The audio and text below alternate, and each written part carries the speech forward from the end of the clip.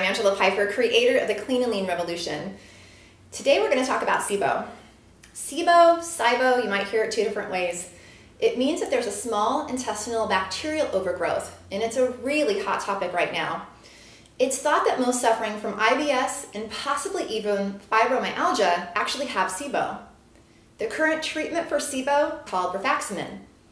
I've been to at least 4 conferences where this treatment has been presented, and one thing that the presenter always says is, quote, this antibiotic is okay because it's not well absorbed in the body and it only affects the small intestine, end quote. This seems to satisfy most of the practitioners' fears that we're prescribing yet another antibiotic, and now that we know that it doesn't affect the large intestine, it's okay. But is it? From time to time, I hear incorrect assumptions about the small intestine versus large intestine when it comes to gut flora. If you've read any articles about the flora in your gut, it's almost always referring to large intestine. So here's a quick anatomy lesson. Your stomach, which is up behind your ribs, empties into the small intestine. There are 3 sections in the small intestine. The first section is called the duodenum. The middle section of the small intestine is the jejunum, and the third section of the small intestine is the ileum. The ileum junctures with the large intestine right by your upper right hip, and the large intestine moves up your right side, which is called the ascending colon, goes straight across your body to the left side, also called the transverse colon, and then moves down your left side into your bowels, the descending colon. It's true that in the large intestine, at this juncture point where the small intestine meets the large intestine, that we find the largest amounts of gut flora. This is where you recycle digestive enzymes, assimilate fat-soluble vitamins. You could call this the last stage of digestion, if you will. So here's an interesting fact about your bowel movement. It's 50% gut flora, or bacteria, by mass. Think about how much turnover these flora must have to keep their colony levels up. I find it fascinating. The point here, the small intestine is definitely not sterile. So let's talk about the small intestine for a minute. This is where the majority of your immune system operates.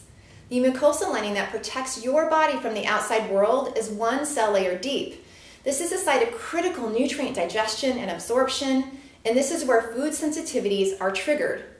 Matter moves through this area fast, so we don't see huge colonies of flora here like we do in the large intestine, where matter moves through much more slowly. So remember the 3 sections in the small intestine. In the duodenum, there are 1,000 to 100,000 colony-forming units of bacteria present per gram. In the jejunum, there are 100,000 to 10 million, and in the ileum, there are 10 to 100 million colony-forming units per gram. Now, this is per gram. This is definitely not an insignificant amount of flora. In the small intestine, we see bacteria present in the millions. Now, when we look in the large intestine, we see bacteria present in the billions. So you can see why there's an emphasis on the large intestine when discussing gut flora. In the small intestine, lactobacilli are the dominant flora, and that's in the duodenum and the jejunum. Bifidobacteria is the dominant flora in the ileum. The consequences of Sibo are that gas-producing organisms take up residence in the small intestine and cause inflammation, systemic immune responses, digestive unrest, and simply unpleasant gut reactions pretty much every time the person eats. Sibo are gas-producing organisms. They produce hydrogen, and some produce methane, and still others produce hydrogen sulfide. Now, I think it's interesting for those with methane-producing issues. This isn't even a bacterial overgrowth. In fact, the organism isn't a member of the bacterial family at all. It's another species from the Archaea group called methanogens. Sibo treatment does not often include probiotics. The common assumption is that this is a bacterial overgrowth and you'll need to take an antibiotic to knock it out. So why would you take a probiotic and risk putting more flora in that area? Here's why. Sibo becomes an issue because of stress, antacid use, low stomach acid, and dysbiosis, an imbalance of gut flora in the small intestine. If there is no biofilm layer of lactobacillus in the duodenum, then the preferred pH of 6.5 to 7.5 won't be obtained. The surface will become more acidic, and this will lower your body's defenses. Now, I don't recommend massive dose probiotics. Really, larger doses of probiotics don't mean that the probiotic works better. This is a very common misconception. I don't recommend spore-forming soil probiotics either, as these have the ability to turn pathogenic. Feed the gut what it prefers to have in this area to heal the area and address the inflammation that Sibo created. This will only be corrected and prevented from reoccurring when the dysbiosis is addressed.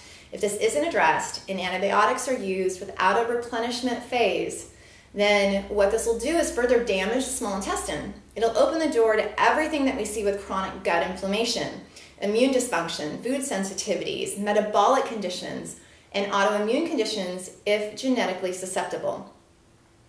Sibo is present because of dysbiosis and a dysfunctional gut lining in the small intestine.